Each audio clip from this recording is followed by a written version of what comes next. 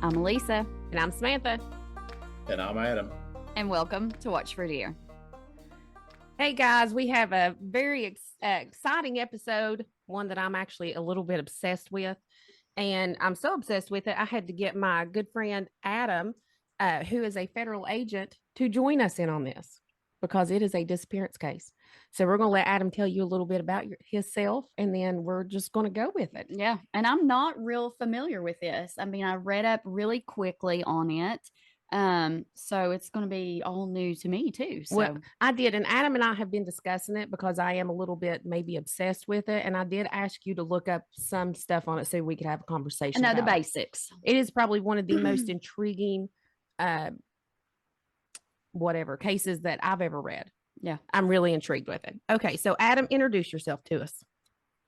Well, thank you very much for having me. First off, very excited to be here and Elisa meet you. I've had the pleasure of knowing Miss Sammy there since about 2016 when we moved back to West Virginia. But big fan of the show. I listen to the podcast in the morning on the way into work, and I catch up on the podcast on the way home if I don't get to hear it all by the time I get there. So thanks again for having me on. So like Sam said, my name's Adam, born and bred there in West Virginia, not far from Sam, down in Wayne County.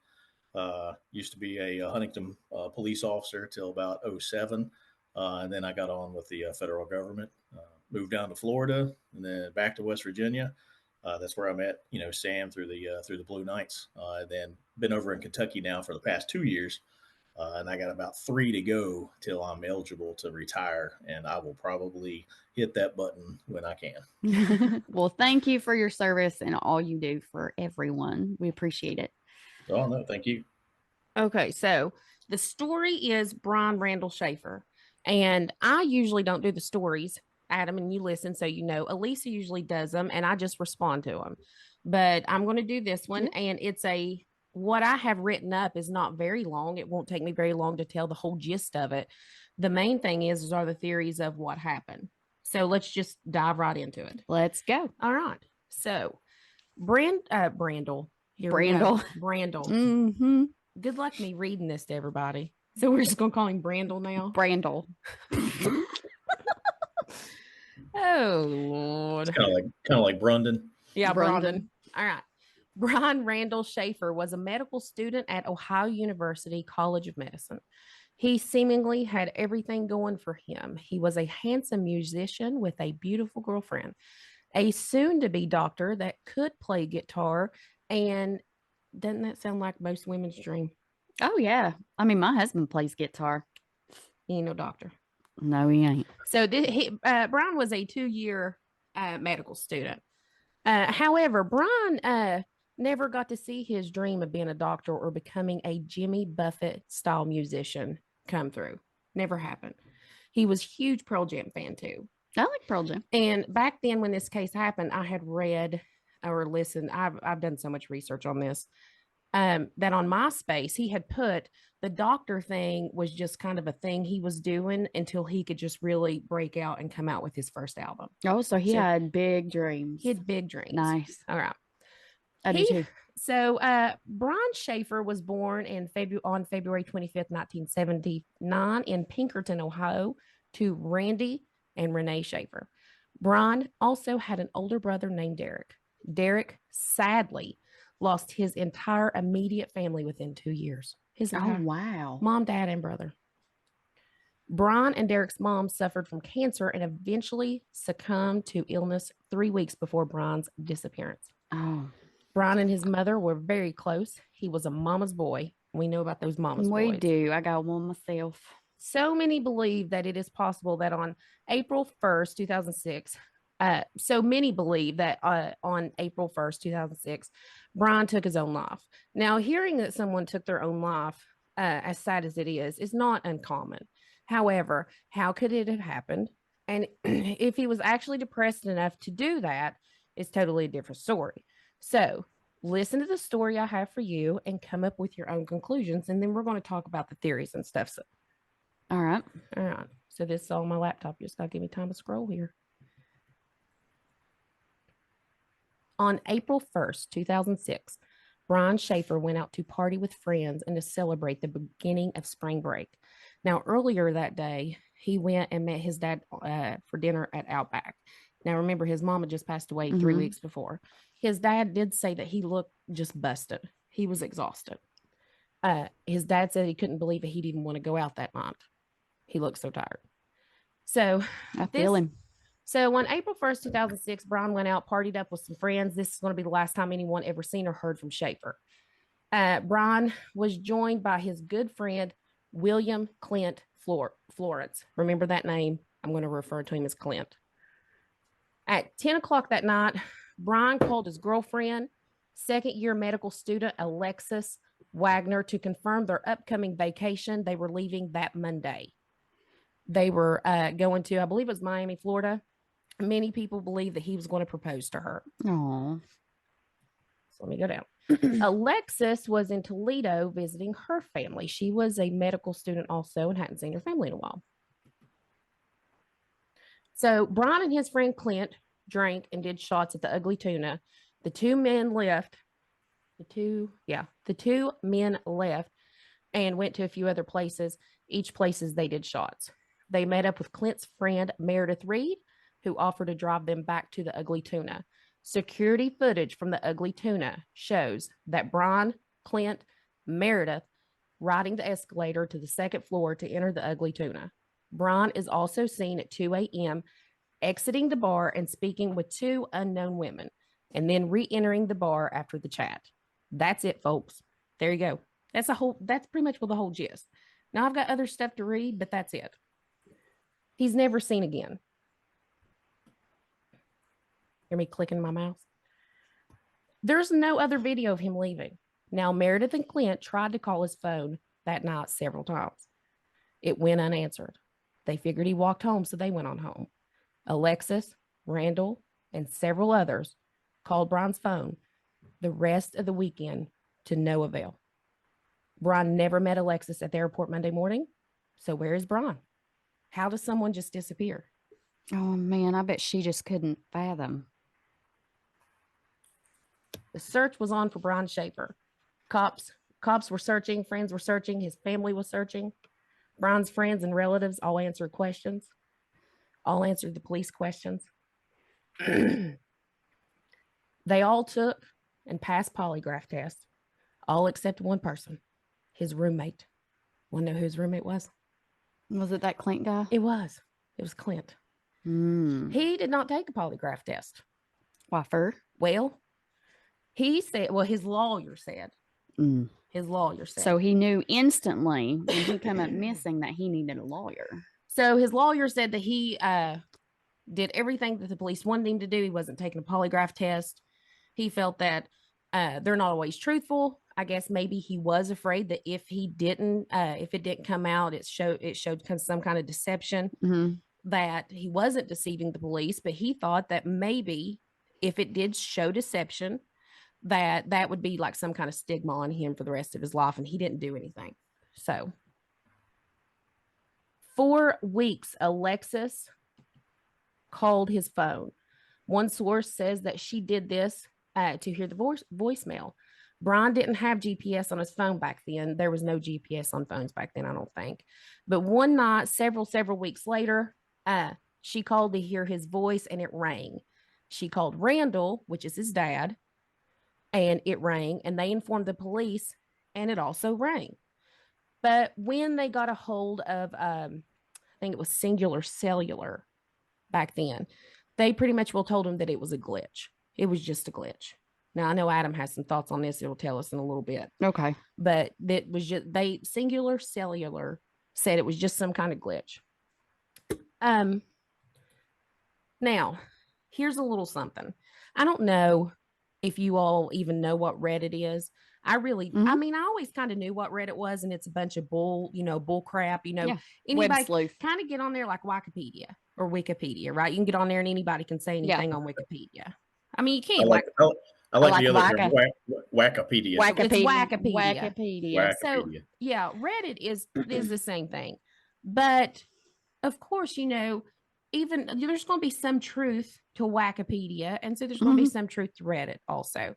So while I was reading through Reddit, all of a bunch of crap, a bunch of BS, I came across this one thing that I actually think is truthful. A few days after he went missing, his phone pinged. Now, according to the document on Reddit, this was actually information that the police did not want to come out to the public. I don't know why. I'm not an officer of the law, but supposedly they didn't want it to come out. The lieutenant at the time was doing a media thing talking about it and let this information slip that they pinged his phone 2 days after his disappearance. And like I said, we're going to get more into this disappearance with cameras and everything. They pinged his phone, but apparently the lieutenant was like, kind of like afterwards, like, oh shit, I messed up. I wasn't supposed to say that. All that information was buried and it was never spoke of again. So take that with a grain of salt. I happen to choose to believe it. We don't know if that's true or not. Okay. There's a ton of theories to Brian's disappearance. There's actually really too many to mention. The way the cameras were set up outside, a few things I have read have stated that it's possible that he did leave the ugly tuna without detection. One of the cameras out front is a fixed camera. It has a little slice on the side of it that he could have walked, kind of like, if you go out a door, put your back against the wall Kind and of then shimmy down. The problem with that is, even if that camera wasn't there, there was another one that panned the area. If he was as inebriated as he was supposed to be, how would he even know where that camera is? How to dodge it? I mean, Elisa, you know what you ain't going to shimmy if you're inebriated. Elisa, you know what it's like to be drunk, sis. Could you have shimmied down a camera and wall last night? I just shimmy on down to the floor.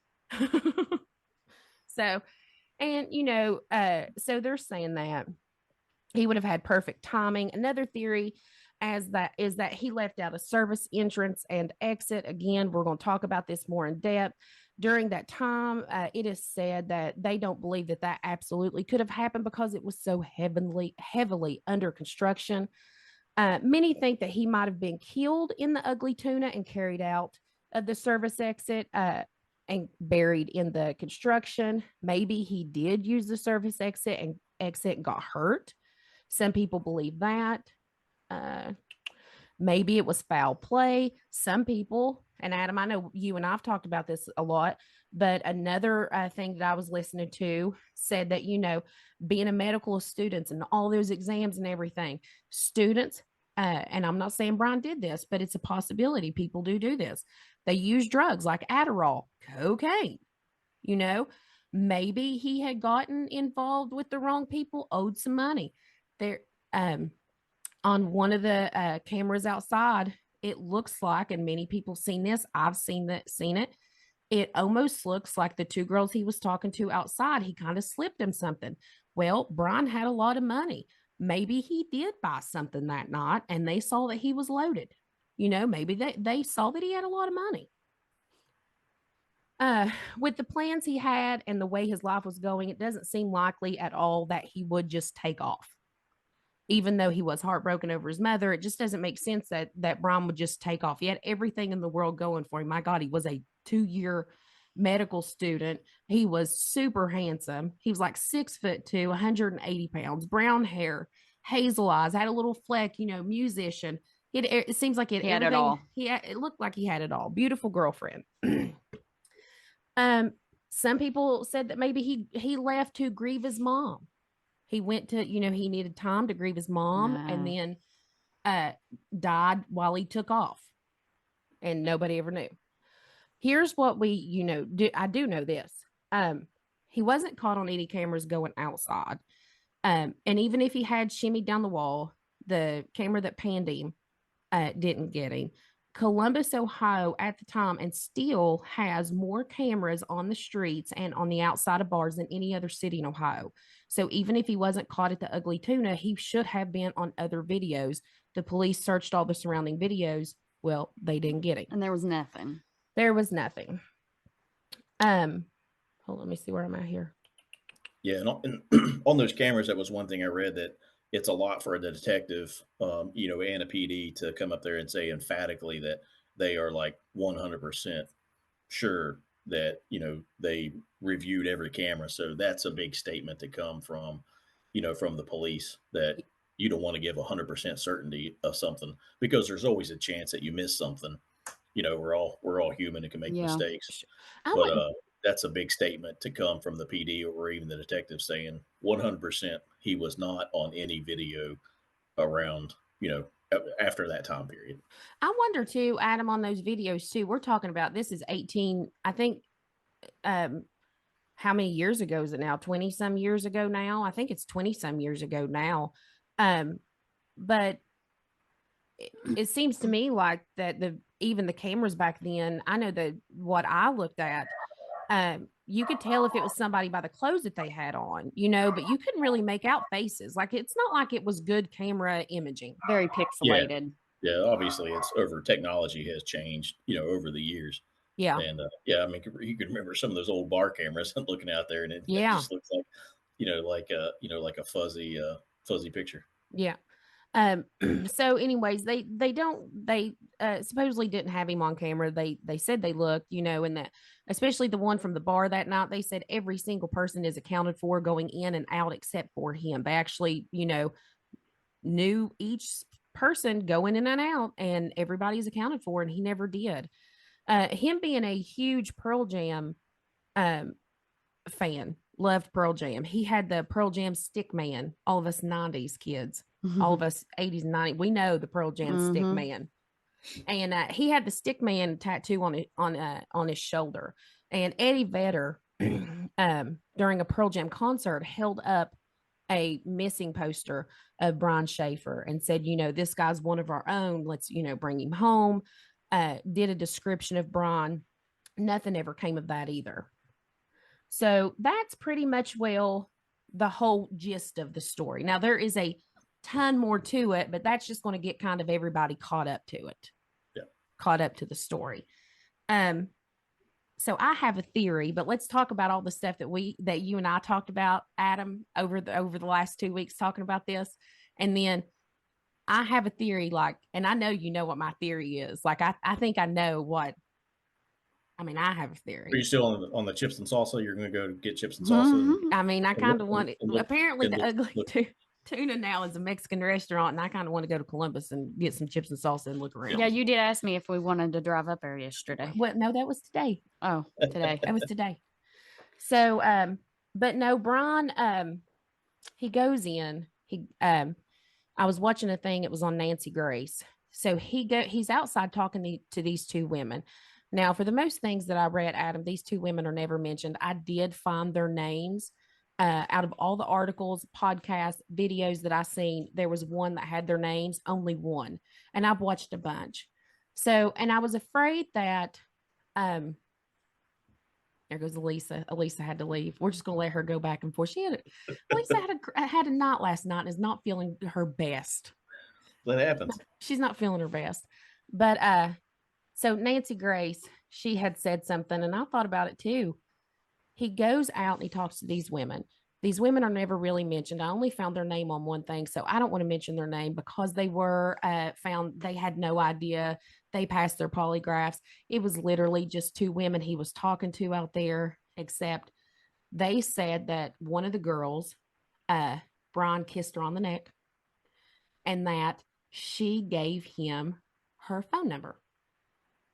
So that was kind of odd to me if he was getting ready to get married, but whatever.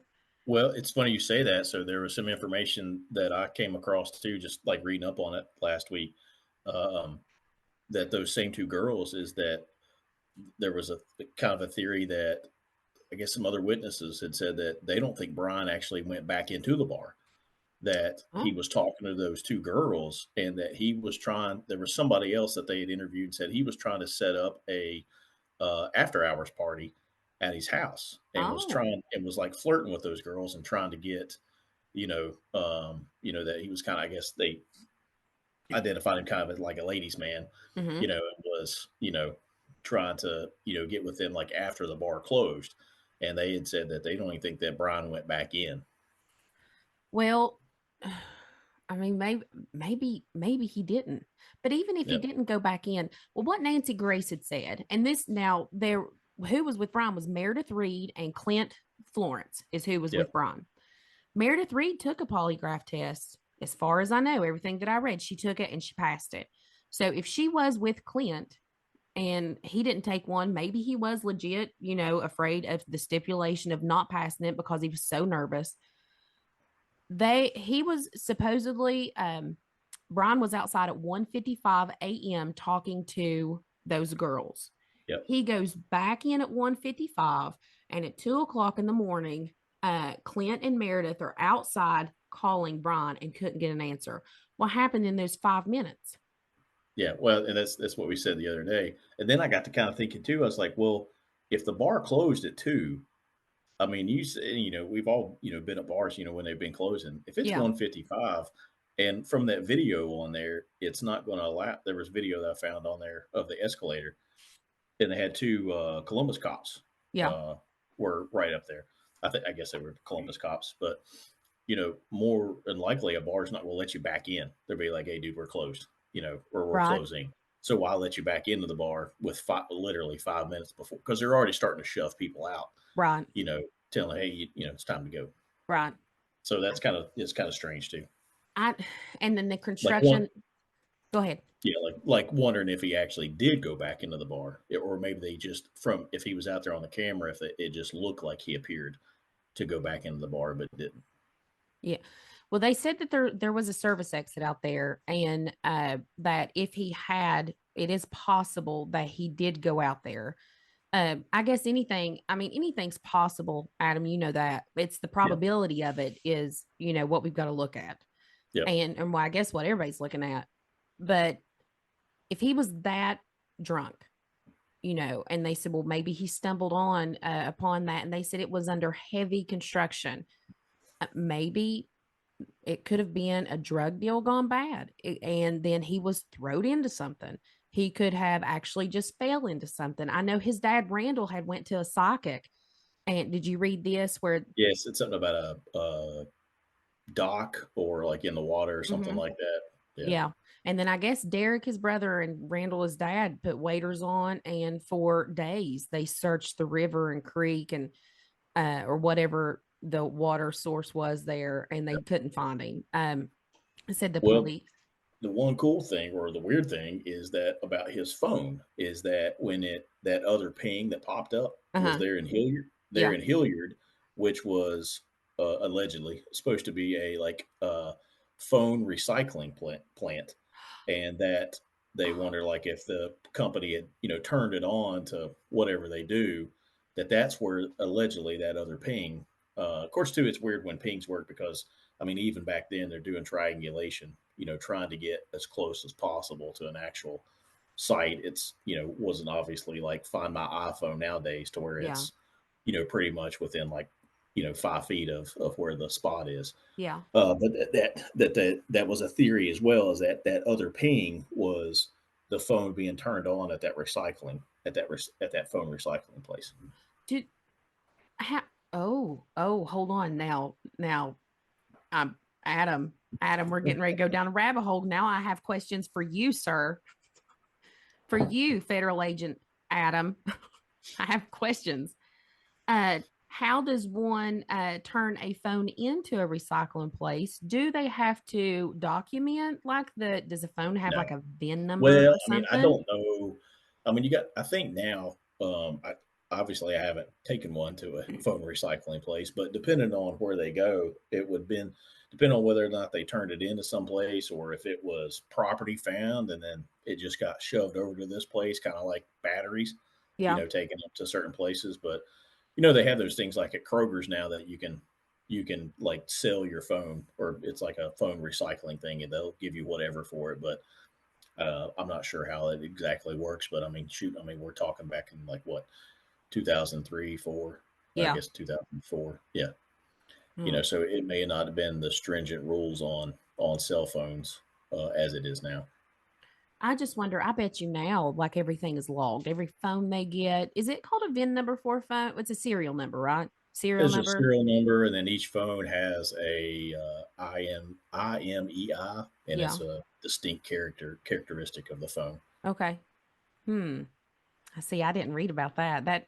that just makes me think, well, if that is true, how did they get it? Maybe somebody found it. If you found a phone, would you recycle it? I mean, I know a If lot you of get money, people. if you're getting money for it, I mean, it's like Oh, kind of like going to like a pawn shop. yeah. Okay. Yeah. All right. So, Hmm. That's interesting. of course, being in Columbus, obviously much bigger city than like Huntington or Charleston, Yeah. it may have been a different, product, in something that size there Okay. in that city. So, Hmm. but I thought that was kind of interesting. I didn't follow up to see if there was an actual place there, but that was the information that ping that showed up, whatever, a couple days later. Yeah. Well, let me ask you this. If they had dogs and stuff, I mean, they did. They said that they took the dog, like, they had the dog smelling in the dumpsters, all over the place, sewer systems, all this stuff. Could a dog, and you would know this more than anybody, like the sewer system and the dumpsters and stuff, they smell really, really bad. If they're looking for him and he's not, or if he has been dead, only like, let's say 48 hours. Would a dog be able to smell him over all of the other stinky Oh yeah. stuff? So that was one of the other story. There was some information in there that I guess a dog indicated there, like in the hallway or bar or something, that had picked up on his scent, but it didn't go outside the bar. It Yeah. didn't. It didn't follow him anywhere else, and that's not uncommon because a scent can get walked on top of, and depending on else what goes by, and the dog as well, how well it's trained, and the handler. Yeah. But the dogs are trained to more or less scent or pick up on a scent of microscopic skin cells. So when we Oh. walk around or run, sweat, whatever, spit, but we're always kind of flaking off these microscopic skin cells, Mm-hmm. and that's what the dog is looking for when they're looking for a person that we believe is alive. Um, and they may had a shirt or a hat or something with his scent on it, Mm-hmm. trying to trying to find him in that area or around that bar. Now, cadaver dogs are trained differently. They're trained to pick up a scent of a decomposing human body at different levels, and so that's what that dog is, and they're specifically trained to pick up that smell. Okay. Same thing with dogs that are trained to pick up drugs. They can smell a number of different narcotics and marijuana, and you can train them to. I mean, they're training dogs now to smell for cancer cells. Oh, Um, I've seen that. yeah, I mean, it's incredible. I mean, the dogs. I mean, the scent that these dogs have is just unreal. Or what they can pick up. Mm-hmm. But so from what I read, they had multiple different styles of dogs out there. They had tracking dogs, and then they had cadaver dogs.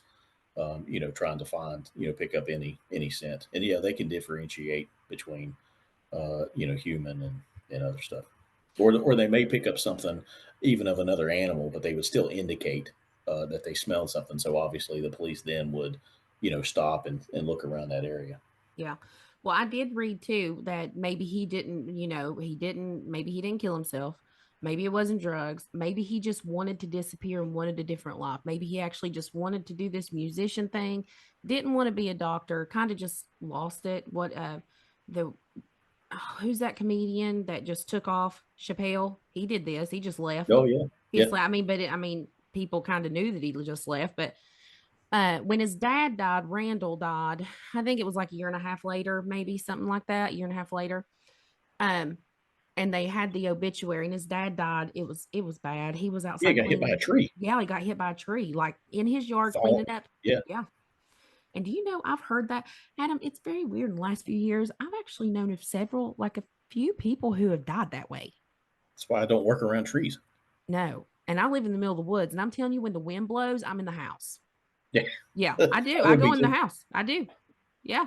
But yeah, his neighbors found him the next day, but in the obituary, and also just for you, Adam, if this goes off in a little bit, I'll send you one right back. I'll have to get Elisa to hook us back up because it gave Okay. me some kind of warning. But and we'll just splice them together. But his obituary, did you read that? Randall's obituary in the Columbus paper or online or something? Yeah, And it was a like an e thing, like yeah. went through email or whatever. But what I read though was that they debunked that it was not. Hmm. It was. local or however, I think they tracked it back, or they determined that it They was did. definitely not him. Yeah, they That it did was just track it back. it Yeah, was just a hoax. yeah, it was done, but it said, what did it say? The Virgin Islands said dad something something Yeah, it said it something, was from the Virgin Islands. Yeah, but it was from the county right there in Ohio. yeah. Like it was from that Well, county. and like what you and I talked about earlier too. So obviously this was post 9/11, Mm-hmm. and everything had changed as far as getting on a plane, uh, ship, boat, train. I mean everything. Obviously United States was at a different heighten of awareness Yeah, then at that point. So I don't. I mean, obviously, it's not uncommon to be able to get fake IDs and fake passports, but I mean, it was a lot more scrutinized at that point. So I don't know if sometimes the theory of him disappearing, I mean, unless he got in a car and drove to Mexico and, and drove out of the country to get down or, mm-hmm. you know, somehow but, why would you go to the Virgin Islands? It's still, Right. you know, It just territory. it was it's just to me he just disappeared. He went inside. He went back inside, and he even if he did like that night, like you said, that some people think he was like, "Hey girls, come on, we're gonna switch numbers. We're going back to my house." He just wasn't caught on any of the cameras, Yeah. and I don't think he went inside and changed his clothes because they have accounted for every single person that left the bar that night, and there's nobody there in a different outfit that they're like, "We've not talked to Yeah. them." Yeah, they didn't find any clothes. From what I read, they didn't find any clothes. But I do Yeah. like your theory on, a possible maybe owing somebody, or if he was trying to get something and got a ride out of there, Mhm. and and then something bad happened, and they Right. just ended up hiding the body, Yeah. and it was totally, if they got him in the car and they took his phone and tossed the phone, Right. you Right. know, Well, that's so it's still that is not. I mean, I think that's maybe more plausible. I don't think. See, when I first started this, actually, I was like, Clint did it. His friend did it. His roommate did it. What friend wouldn't want to, who wouldn't want to be like, absolutely, I'll take a polygraph test. yeah, But if you think about it, and if he did actually, he had Meredith with him. Meredith took the test. She passed it. If Meredith is with him, I don't think, I mean, I think that maybe he was just, I mean, for lack of better terms, scaredy cat. yeah. Maybe. Or if he was worried that it, like some of the questions about, um, maybe his extracurricular activity, if he Right. was seeing other girls, but Mm-hmm. he's supposed to marry this chick, down the line, Right. maybe he didn't want to lie about it if he's asked, hey, is he seeing anybody else or, doing anything else? He didn't want to have to lie about that and then show deception, Right. because it's going to show up on the polygraph. Yeah. Um, But but it would be kind of hard for him if he's with that Meredith. I mean, it's kind of hard for Clint to be involved in foul play if he's with her and then leaving with her. right. Well, this is going to cut off in like 30 seconds. So let's just stop here Okay. and let me text Elisa here because it's just going to cut off. When it does, just hang tight. Let me get Okay. her. Okay, we're back. We took a little mini break. So when we left, I was going to tell you, Adam, what my theory is. And of course, I mean, what's my theory? I'm just a person who's been reading about it for a month. There's people, who live this. I'm sure Yeah. No, that. you could be the next Nancy Grace. Yeah, that's what I'm going for. There you go. Yeah. Uh, it's really not what I'm going for, but I'd take it. I'll take it. But while I was, I don't think her hairdo would suit you. You'd have to stay with your same hairdo. you think so? I don't know. Yeah. A blonde helmet hair, With that like a thing on it, she does. like a like a Yeah. like a little wisp. Yeah. I don't think that would suit you.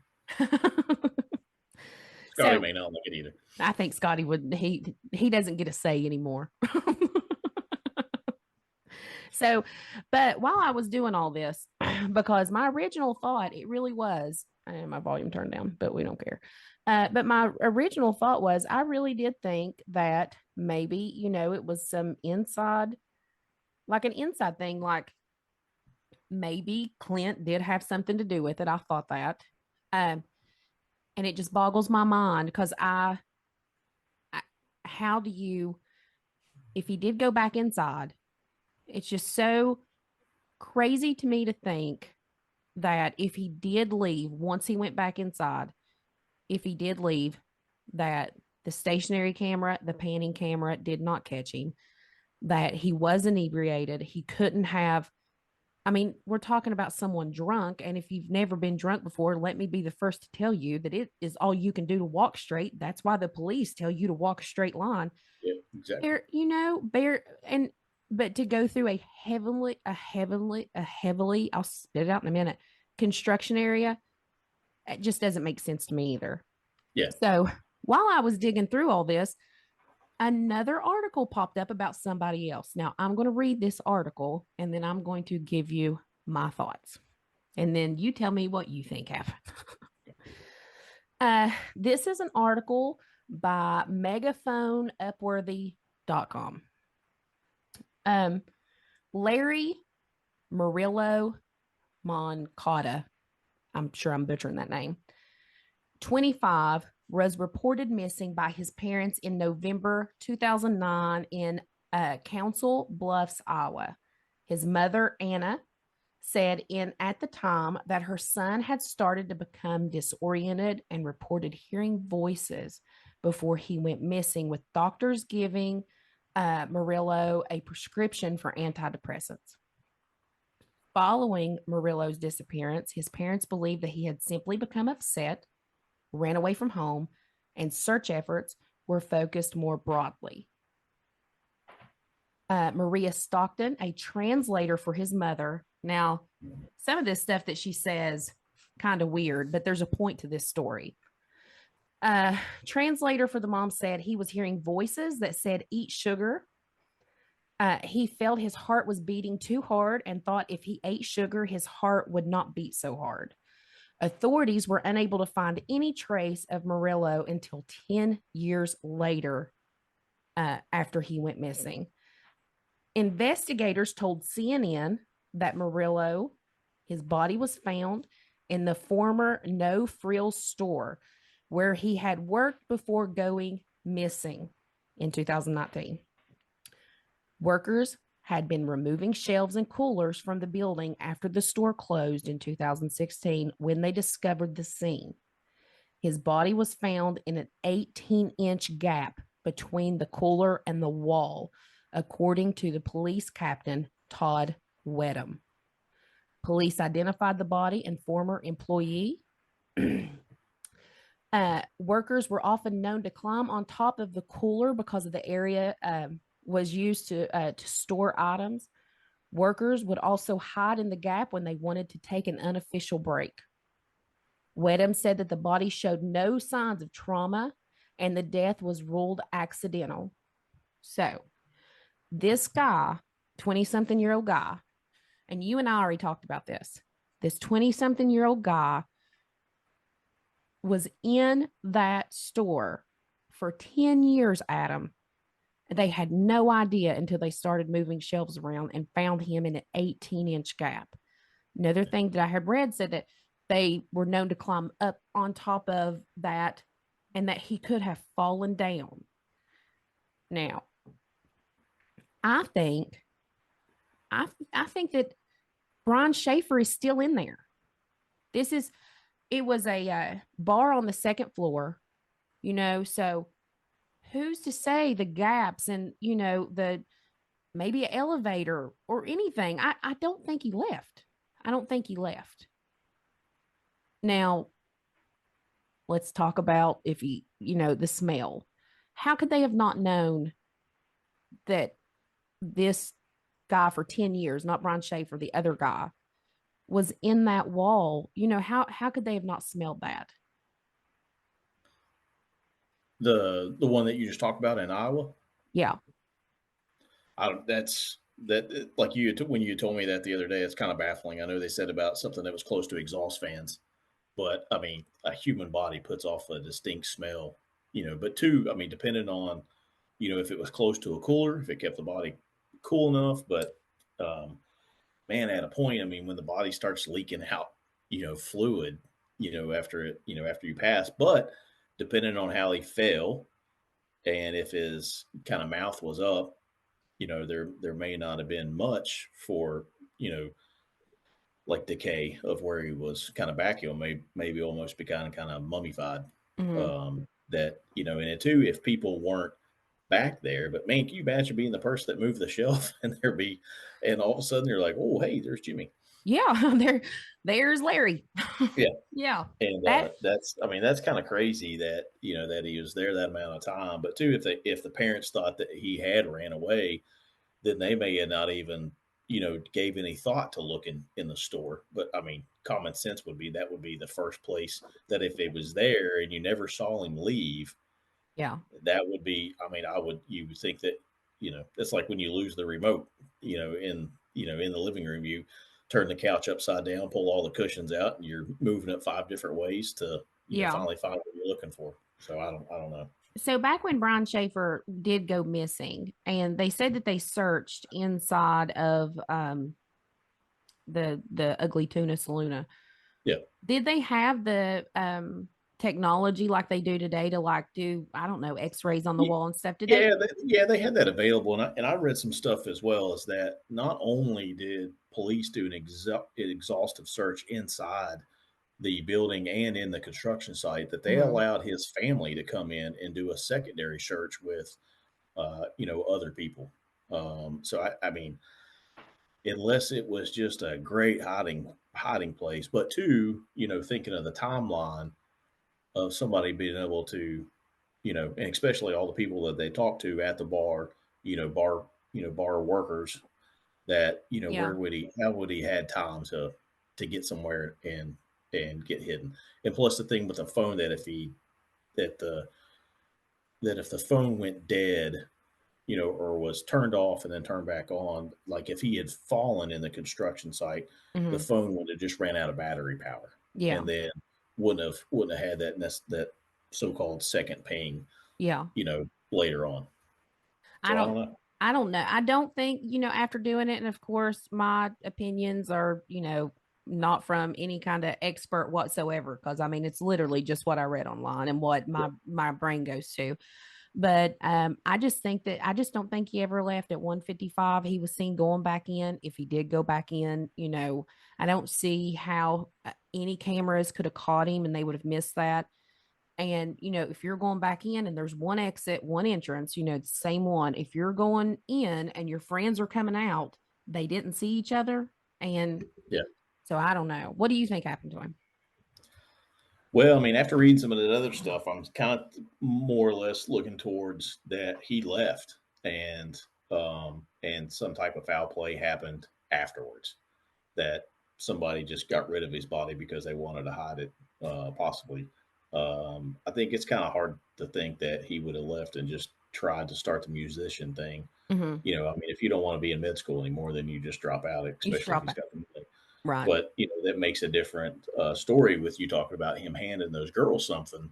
That's a possibility. Maybe he was selling something on the side. I mean, I saw that video too. I mean, Yeah. it looks And like they never could prove it, but Yeah, but it and he looks owed like. money. Yeah, and he owed money to somebody. I mean, that's a strong possibility that, as well, that he walked out of there and just wasn't seen, and then got in some type of confrontation, and then they just hid the body. Yeah. I don't know. There's it's these cases are always kind of strange, because there's another one that when you gave this information to me, there was another one there in Columbus that happened in 2019, where this guy disappeared over by Easton shopping center. I know you've been there before, but he had went for a walk, and then I think like close to like 4 o'clock in the morning, had called his wife. She was at that Hilton hotel there, Yeah. and told her, he goes, hey, I can see the hotel. And I mean, they did triangulation and found where his last spot was. But then like 4 o'clock in the morning, he's just like gone, like like dust in the wind. And they still 5 years later, they've not found him. It's so crazy to me, like how somebody I just don't know how somebody can disappear. How do you just disappear? Yeah. Well, the thing, if he was going, especially the one too, he was supposed to go on that trip with her and meet her at the airport. Yeah. I'm too cheap. If I wanted to disappear, I would still go on the trip, because I've already paid for the trip. I want my money. Yeah, and do it and come back. Come back. Yeah, exactly. Then I would disappear. Or if I was going on some trip, I would disappear on vacation, because less likely people are going to know me, in that place that I'm on vacation at. Yeah. And I think they were supposed to go to Florida. I think it was Florida. Try to figure out a way to, you could definitely disappeared down in Florida. Well, I read Um, that Alexis, which was his girlfriend, she's married now and's got some children, and his brother's married now and has some children. And um, Alexis just does not believe that he would have just left. She does not believe that and I'm pretty sure that that's what the majority of the people think, that he would just yeah, left. But now the lawyer, Clint's lawyer, had said somewhere, I believe, he had said somewhere that they believe that he's actually still alive, and he that should just come forward. Yeah, he should could just come forward, right? That it's not Clint, that one that has hurt the family and doing all this stuff. It's actually Brian, and the blame should be placed on him because he is out there still. He just disappeared, and he needs to come forward. I just yeah, find it hard to believe that, his dad passing away, he wouldn't have reached out. He was going to marry, they went on vacation. He was supposed to marry this girl. Like, yeah, I don't know. What about, yeah. Well, yeah. go ahead. Go ahead. Actually, yeah. I mean, he just may have got to it to where he's like, I don't want to do any of it anymore. Maybe he didn't. Maybe he just felt that was, you know, the his path, that he's in med school. Okay, now I've got to get married, and finally just had an epiphany one day and said, I that's not me. I don't want to do that. Especially if he wanted to be this singer songwriter, and maybe he disappeared to try to do that, make it big, Yeah. and started doing it somewhere, and they're like, you're awful. And so he's like, all right, well, I'm too Oh, embarrassed yeah. to come back to the life that I had now that I have, done this, and I can't make it. You just don't know what's going through anybody's Yeah. head. I No, just yeah, thought, I mean, what if, I mean, and again, anything's possible anymore. So let's go to, like, if this was a movie or whatever, what if he's in the witness protection program? could be. That's how you disappear real fast. Yeah, you disappear fast. Now, let me ask you, you may know the answer to this, or you may not be able to tell me. I don't know. If he was in a witness protection program, which I didn't read anything about that whatsoever, I'm just shooting at the Yeah. hip at this point, would they have told his dad and brother? No. Dependent. Yes and no. Maybe depends on who all was involved. But if he was so heavily involved, or had information that was of utter importance, Mm-hmm. and that he knew his life, no matter what, he could never return to the life that he knows of, then yeah, they would have to put him in the witness protection program, and and he would be an afterthought. He would have a whole new identity, and would have to live someplace else in the country. So they But I would mean, have, that's some extreme circumstance right there. well, right. I mean, this is Especially just now, we're talking 18 years later. I right. mean, court cases would be over with, and Yeah. suspects maybe had already passed away. And so, Yeah. I mean, but it's a possibility. It's never, Sure. outside the realm. Would they have let his family think that he just disappeared, though? I mean, is that like an Yeah. I mean, if it extreme was, case? yeah, I mean, if it was an extreme case, then yeah, because you wouldn't want the suspects to think that the family would know where he was at. So the family, the family would have to continue on with still the mindset that he's disappeared, Wouldn't and that they're be still looking awful? for him. Oh I yeah, it wouldn't. would. I mean, that's me. And for him, like, I mean, like, again, that did not happen. I mean, I Yeah. can't swear that it didn't happen, but that didn't happen. But if it did happen, how awful would that be to live knowing that your parents think that you just disappeared or you're dead, and you Yep. can't reach out to them for their safety? Yep. For their Yeah. No, safety. that would be tough. That would be, that's horrible. I hate that I went down that rabbit hole. I'm jumping right Yeah. back out of it. I don't want that rabbit hole. I don't like I that would one. just I would just ask them to say, well, all right, we'll just put my whole family on a bus, and then we'll fake our whole death, and that way the Yeah. whole family can move someplace. Yeah. Everybody. Yeah. Everybody's Yeah. going in the witness protection program and Yeah. getting new faces and names. Like I need a bus with like 50 seats. We'll take everybody. We're going to take everybody. And while you're at it, I'm going to take this hump off my nose here, and I need some lip filler. I'm going to get that Nancy Grace hair. There you go. Oh, well, Adam, I appreciate so much that you came on today. This has been a Oh, blast. thank you so much. It was great. It was great. I enjoyed it. Yeah, I me enjoyed too. it. Make sure you tell your lovely wife I said hi. I certainly will. Oh, Jack man. said that he could answer some law enforcement questions for you. He Hey, wanted to be on. He wanted oh, to be on did too. I was like, I don't think so. well, next time. Tell him next time if Yeah. we have like a junior police officer type thing. Yeah, there you go. We'll have. Or if you have one about football, then I'll tell him that he can come on to answer some football questions. Yeah, yeah. So I hate that Elisa couldn't be with us, but again, she's not feeling up. She's That's not all right. feeling up to par. So I'm flying That's right. solo Tell on her this she one. needs to practice. She needs to practice more. She does need to practice more. She needs to practice more. Yeah. So Got to be prepared for those days. well, she's standing here behind me or in front of me looking. She's behind you. She waved. She waved like that.